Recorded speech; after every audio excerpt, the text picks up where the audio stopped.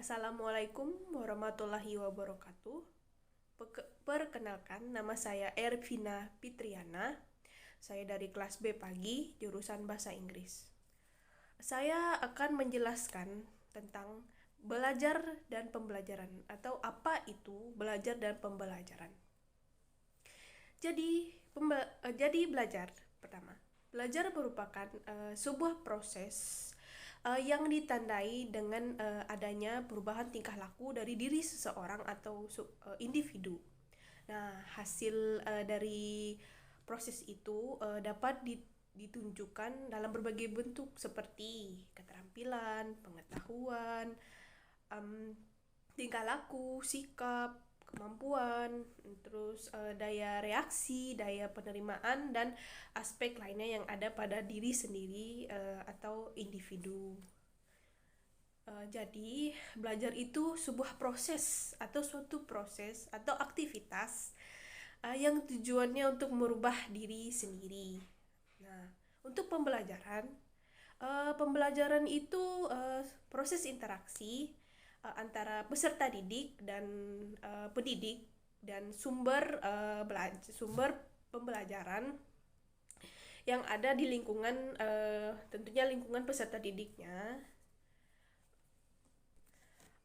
Pembelajaran juga membantu atau mengoptimalkan belajar atau pembelajaran antara peserta didik dan guru.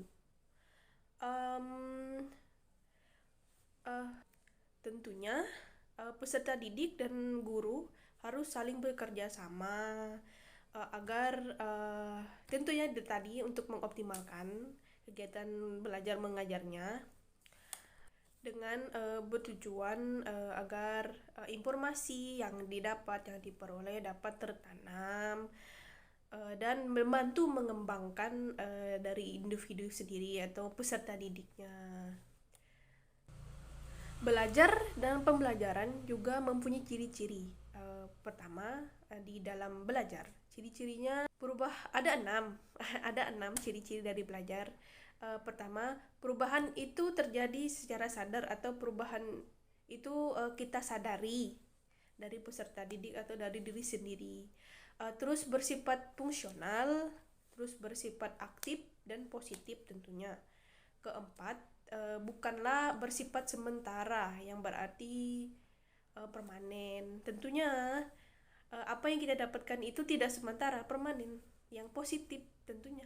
Yang habis itu yang kelima, perubahan itu bertujuan dan tentunya terarah, intinya membantu.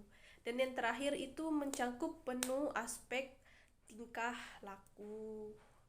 Itu dalam ciri-ciri belajar. Sedangkan dalam pembelajaran ada 7 ciri-ciri. Pertama, merupakan upaya sadar dan disengajai, sama saja dengan belajar. Tentunya ada kesadaran dalam diri sendiri. Untuk kedua, pembelajaran harus memungkinkan siswa untuk belajar. Tentunya itu sangat ciri-ciri yang betul ya. Ciri-ciri ketiga tentunya mempunyai sasaran yang ditetapkan. Keempat, implementasi konten dan waktu itu prosesnya itu harus terkendali. Yang kelima, adanya tujuan. Yang keenam, mempunyai rencana dan rancangan yang sudah dibuat agar mudah.